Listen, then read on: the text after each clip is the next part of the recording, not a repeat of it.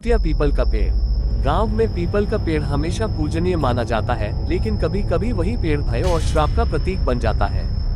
ये कहानी है रायपुरवा गांव की, जहां एक पुराना पीपल का पेड़ दशकों से खड़ा है। दिन में साधारण सा दिखने वाला ये पेड़ रात को अपनी असली सूरत दिखाता है। कहते हैं इसके नीचे बैठने वाला कभी भी सामान्य नहीं लौटता। गांव और रहस्यमय पेड़। रायपुरवा गांव छोटा सा था, चारों तरफ खेत, बीच में तालाब और बाहर की ओर शमशान घाट। उसी रास्ते पर खड़ा था वह पुराना पीपल का पेड़। गांव के बुजुर्ग कहते थे कि उस पेड़ पर एक तांत्रिक की अधूरी साधना का श्राप है। रात को उसके नीचे कोई नहीं जाता। बच्चों को सख्त मना था और बड़ों के दिल में हमेशा डर बना रहता। करीब 50 साल पहले गांव में काला बाबा नाम का तांत्रिक आया था। वह रात भर पीपल के नीचे साधना करता, बलि देता और अजीब मंत्र पढ़ता। एक पूर्णिमा की रात उसने आत्माओं को वश में करने की कोशिश की, लेकिन साधना अधूरी रह गई। गांव वालों ने देखा कि उसकी चीखें आसमान तक गूंज रही थीं और धुएं से काली आकृतियां निकलकर उसी पर टूट पड़ी। सुबह उसकी जली हुई लाश पेड़ की जड़ों में मिली। तब से कहा जाने लगा कि उसकी आत्मा पेड़ में कैद हो गई है। शहर का पढ़ा लिखा युवक राहुल गर्मियों की छुट्टियों में गाँव आया। वह भूत प्रेत की बातों पर विश्वास नहीं करता था।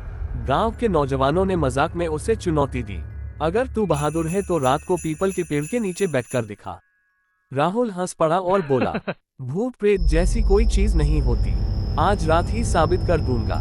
रात के 10 बजे राहुल लालटेन लेकर अकेला पेड़ के पास पहुंचा। पहले सब सामान्य लगा, लेकिन अचानक ठंडी हवा चली, लालटेन बुझ गई और अंधेरे में किसी ने उसके कान में फुसफुसा कर कहा, भाग जा, यहाँ मत रुक। राहुल ने मोबाइल की रोशनी जलाई। स्क्रीन पर उसने देखा कि पेड़ की छाया में कोई काली आकृति खड़ी है। वह आकृति धीरे धीरे उसकी ओर बढ़ रही थी। राहुल डर कर भागा, लेकिन जब उसने वीडियो रिकॉर्डिंग देखी तो उसमें सिर्फ वही अकेला था। अगले दिन से राहुल अजीब व्यवहार करने लगा। कभी उसे लगता कोई उसका नाम पुकार रहा है, कभी सपनों में वही काली आकृति उसे खींच ले जाती। उसके हाथ पांव कांपते, पसीना बहता और आंखों में लालिमा उतर आती।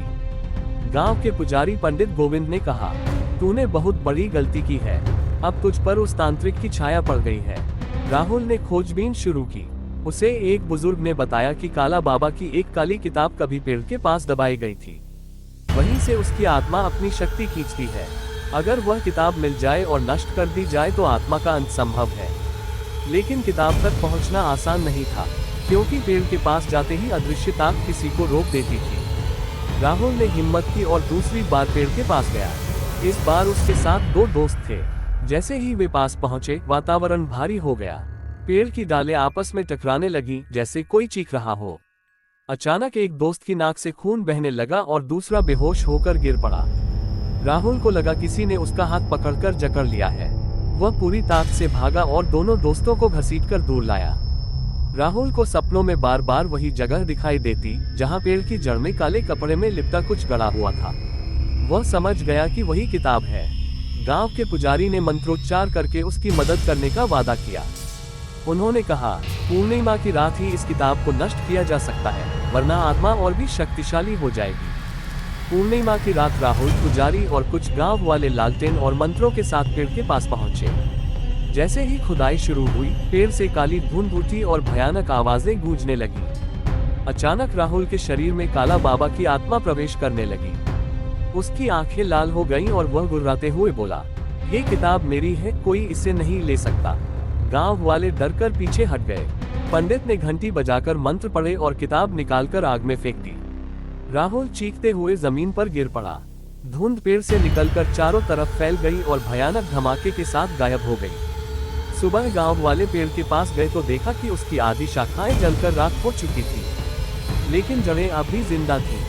राहुल धीरे धीरे ठीक हो गया, मगर उसने कहा, जब किताब जल रही थी मैंने साफ सुना, एक आवाज कह रही थी, मैं अभी खत्म नहीं हुआ, मैं फिर लौटूंगा।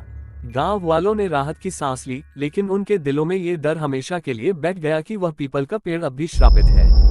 कहते हैं आज भी रायपुरवा गांव में वह पीपल का पेड़ खड़ा है। दिन में उसकी छांव ताजगी देती है, लेकिन रात होते ही वहां से सन्नाटा और ठंडी हवाएं आने लगती हैं। कोई पास जाता है तो उसे लगता है जैसे कोई उसकी परछाई बनकर पीछे पीछे चल रहा हो। लोग अब भी कहते हैं, पीपल का पेड़ सिर्फ पेड़ नहीं, बल्कि एक अधूरी साधना की कैद है।